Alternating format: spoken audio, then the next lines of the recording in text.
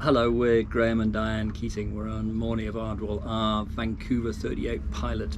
She was built in 1997 and she's just a fantastic seaboat. Well, actually, this is our second Vancouver. We had our first one from 2006, and we had Gentoo of Ardwell, and we took her to sail around Britain in 6 weeks and absolutely loved her. But we had the chance to spot a slightly bigger Vancouver 38 pilot, and that little bit of extra size really topped it. The reason we moved for a bigger boat was we wanted to go further afield, and while the 34 pilot would have been fantastic, the 38 gave us that extra space and pace. And what we've done is go on a 5-year liveaboard voyage across the Atlantic and Pacific. We ended up in Australia, visiting some pretty amazing places, and an iconic moment of sailing under the Sydney Harbour Bridge was one of those bucket list exercises we'd always wanted to do.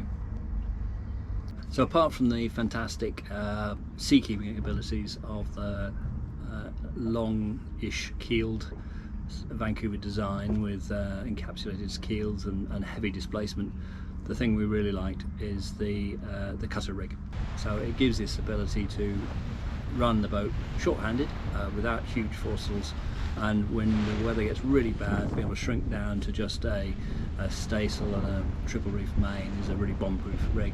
And so that's been a fantastic thing for us, and we wouldn't go back to a big foresailed rig at all. The pilot house is something we really enjoyed, and we would probably struggle to go back to a non-pilot house boat. Not only in a lovely anchorage, you can sit there and look out the windows and enjoy it, but in poor weather it just gives you fantastic shelter. And we had a pretty wild and rainy trip up a couple of years ago up the Irish Sea, sailing up from Penzance to Peel on the Isle of Man, and the design really proved its worth.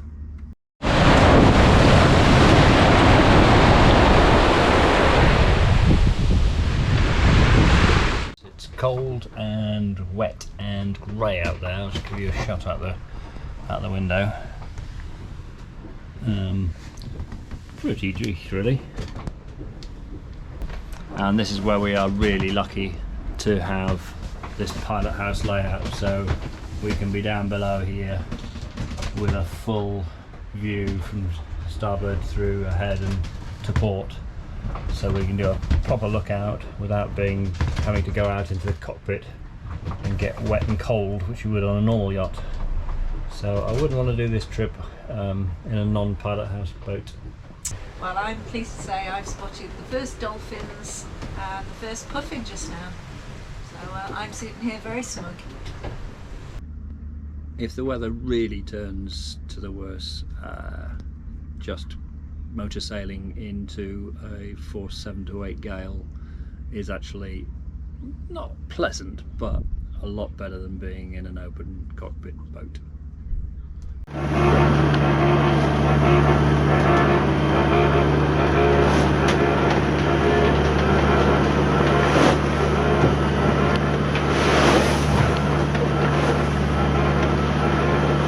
And if you asked us, do we want to swap Morny, I for one would say absolutely no way.